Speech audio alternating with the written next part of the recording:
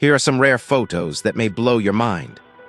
This is a picture of what Las Vegas looked like in the 1800s. Actually, this is Vegas before it was even founded. It didn't become a city until the year 1905. And this is what the Brooklyn Bridge looked like while it was under construction. This is how big a baby kangaroo is when it's born. It's about the size of a quarter. It then spends the next 4 months or so in its mother's pouch.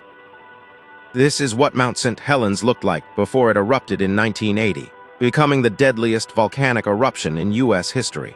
And this was it following the eruption. Absolute devastation. Here's what Paris looked like in the year 1900. This is the view from the Alexander Bridge. This photo shows the Japanese perspective of Pearl Harbor from an attacking plane during the surprise attack on December 7, 1941. Did you know that before he was James Bond, Sean Connery competed in the Mr. Universe pageant in 1953? This is a picture of some of Gandhi's only earthly possessions when he died. A couple hats, a couple bowls, and some sandals. This is Anaka, a gorilla who was born with pink pigmentation on her fingers. And this is what her fingers look like up close. This picture of Dorothy Catherine Draper, taken in 1840, is the first photograph of a woman ever. This is what a modern-day banana looks like next to a wild, domesticated banana that used to be much more prevalent. This is a photo of conjoined twins Violet and Daisy Hilton, pictured here in the mid-1920s.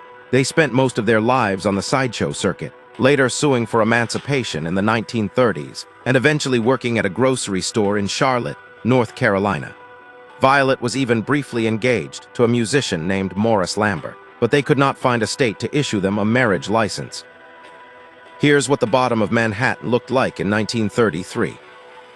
President Woodrow Wilson had notoriously poor dental health. Here you can see a rare photo of him smiling.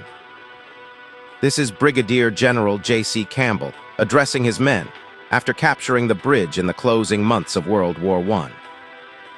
Speaking of World War I, here's a photo from years after the war, showing a giant crowd gathering for a moment of silence on the anniversary of the end of the war. This is Emperor Ferdinand of Austria, a ruler known, among other things, for his rather large forehead. Surely his forehead can't be that large. You think, well, this is what he looked like in real life.